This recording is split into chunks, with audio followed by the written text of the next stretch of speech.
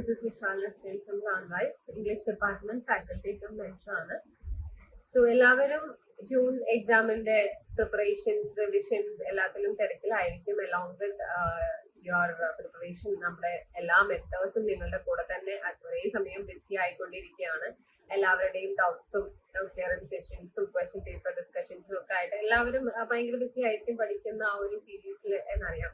So ഇന്നത്തെ നമ്മുടെ ഈ ഒരു വീഡിയോ നമ്മളുടെ എല്ലാവരുടെയും ഒരു മേജർ കൺസേൺ ആയിട്ട് വരുന്ന ഇംഗ്ലീഷിൽ പരീക്ഷ എഴുതുമ്പോൾ ഉള്ള ഒരു ബുദ്ധിമുട്ട്, അല്ലെങ്കിൽ ആ ഒരു കോൺഫിഡൻസ് ഇല്ലായ്മ, ഇംഗ്ലീഷിൽ പരീക്ഷ എഴുതണമല്ലോ എന്ന് ആലോചിക്കുമ്പോൾ ഒരു കോൺഫിഡൻസ് കിട്ടായിക, അല്ലെങ്കിൽ അത് ആലോചിക്കുമ്പോൾ ഭയങ്കര ഒരു പേടി വെപ്രാളം ഒക്കെ തോന്നുന്ന ഒരു സംഭവം ഉണ്ട്. ഇപ്പൊ പൊതുവെ എല്ലാ ലേണേഴ്സും പറയുന്ന ഒരു പ്രശ്നമാണ് ഇംഗ്ലീഷിൽ എക്സാം എഴുതി കംപ്ലീറ്റ് ചെയ്യണ്ടേ എന്ന് ചോദിക്കുമ്പോൾ ആ ഒരു എന്താ പറയാ ഒരു പേടി എല്ലാവരുടെയും മുഖത്ത് കാണാൻ വേണ്ടിയിട്ട് പറ്റുന്നുണ്ട്.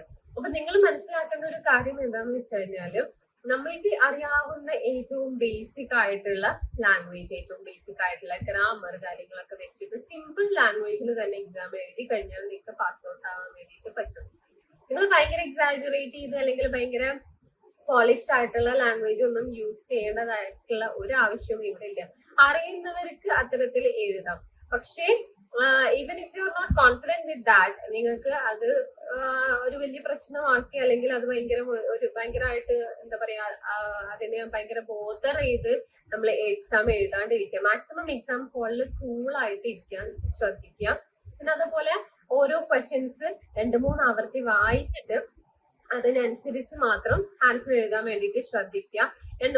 ഒരു പ്രാവശ്യം ക്വസ്റ്റ്യൻ വായിച്ചിട്ട് മനസ്സിലായിട്ടില്ല എന്നുണ്ടെങ്കിൽ നിങ്ങൾക്ക് 1-2 തവണ കൂടി ക്വസ്റ്റ്യൻ വായിച്ചിട്ട് എന്താണ് ആ ക്വസ്റ്റ്യൻ കൊണ്ട് ഉദ്ദേശിക്കുന്നത്, അല്ലെങ്കിൽ എന്താണ് നമ്മൾ ആൻസർ ചെയ്യേണ്ടത് എന്ന് കൃത്യമായി മനസ്സിലാക്കിയതിന് ശേഷം ആൻസർ എഴുതാനായിട്ട് തുടങ്ങാം. പിന്നെ അതേപോലെ ഈ ഇംഗ്ലീഷ് ലാംഗ്വേജ് ഇംപ്രൂവ് ആക്കാൻ നമ്മുടെ ഇംഗ്ലീഷ് എൻറിച്ച്മെന്റ് പ്രോഗ്രാം നിങ്ങളെ വളരെയധികം ഹെൽപ്പ് ചെയ്യുന്ന ഒരു സംഗതിയാണ്.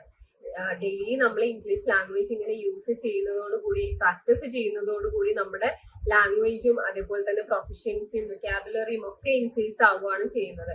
സോ ഇംഗ്ലീഷ് എൻറിച്ച്മെന്റ് പ്രോഗ്രാം അതിന് നിങ്ങളുടെ ലാംഗ്വേജ് ഇംപ്രൂവ്മെന്റിന് വേണ്ടിയിട്ട് വളരെയധികം ഹെൽപ്പ് ചെയ്യുന്നുണ്ട്. അത് നല്ലോണം യൂട്ടിലൈസ് ചെയ്യുക. പിന്നെ അതുപോലെ ഈ എക്സാമിന്റെ സമയത്ത് വരുന്ന ഒരു ടെൻഷൻ, ഇംഗ്ലീഷിൽ എഴുതാൻ കഴിയുമോ, ആൻസേഴ്സ് എഴുതി കംപ്ലീറ്റ് ചെയ്യാൻ വേണ്ടിയിട്ട് കഴിയുമോ എന്നുള്ള ഒരു ടെൻഷൻ തന്നെ നിങ്ങൾ ഒഴിവാക്കുക. ടെക്സ്റ്റ് ബുക്ക് നല്ല രീതിയിൽ വായിക്കാം. പിന്നെ നമ്മൾ ലേൺവൈസിൽ നിന്ന് നിങ്ങൾക്ക് തരുന്ന SLM, അതേപോലെ തന്നെ റിവിഷൻ സെഷൻസിൽ നിങ്ങൾക്ക് തരുന്ന നോട്ട്സ് കാര്യങ്ങൾ എല്ലാം തന്നെ നല്ല രീതിയിൽ വായിച്ച് പ്രിപ്പയർ ചെയ്തിട്ട് പോവാം. അപ്പൊ ആ സെയിം സാധനം തന്നെ നിങ്ങൾക്ക് എക്സാമിന് എഴുതാൻ വേണ്ടിയിട്ട് പറ്റും. അപ്പോൾ ഭയങ്കര ഗ്രാമറ്റിക്കൽ മിസ്റ്റേക്സും കാര്യങ്ങളും ഒന്നും നിങ്ങൾ വല്ലാതെ ശ്രദ്ധിക്കേണ്ട ആവശ്യമില്ല. ബിക്കോസ് ബേസിക് ആയിട്ടുള്ള ഗ്രാമർ പേപ്പർ സെന്റൻസിലൊക്കെ നമ്മൾ സിമ്പിൾ ലാംഗ്വേജിൽ നമുക്ക് അറിയാവുന്ന വേർഡ്സിൽ നിങ്ങൾ ആൻസർ ചെയ്യുകയാണെന്നുണ്ടെങ്കിൽ നിങ്ങൾക്ക് സിമ്പിൾ ആയിട്ട് തന്നെ പാസ്സായി പോകാനായിട്ട് പറ്റും. ഓക്കെ, ഇപ്പൊ എസ്സേസ് ഒക്കെ എഴുതുന്ന സമയത്ത് എസ്സേന്റെ ക്രൈറ്റീരിയ ഒക്കെ കറക്റ്റ് ആയിട്ട് ഫോളോ അപ്പ് ചെയ്യുക. എന്നിട്ട് ആൻസർ എഴുതാൻ വേണ്ടിയിട്ട് ശ്രദ്ധിക്കാം. അപ്പോൾ ഇംഗ്ലീഷ് ലാംഗ്വേജിൽ എക്സാം എഴുതണമല്ലോ എന്ന് ആലോചിച്ച് പേടിച്ചിരിക്കേണ്ട ആരും, നമുക്ക് അറിയുന്നത് പോലെ സിമ്പിൾ ലാംഗ്വേജിൽ തന്നെ യൂസ് ചെയ്ത് എഴുതിയാൽ മതി എക്സാം കേട്ടോ.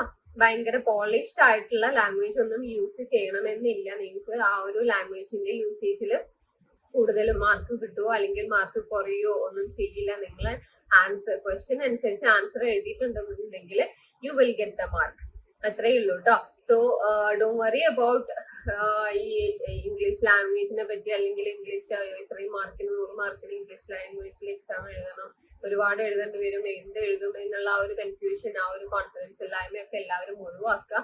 എന്നിട്ട് ടെക്സ്റ്റ് ബുക്കും നിങ്ങൾക്ക് തന്നിട്ടുള്ള നോട്ട്സും കാര്യങ്ങളും ഒക്കെ നല്ല രീതിയിൽ പ്രിപ്പയർ ചെയ്ത് കോൺഫിഡൻറ്റോട് കൂടി അടിപൊളിയായിട്ട് എക്സാം എഴുതുക. All the best for your exams. Thank you.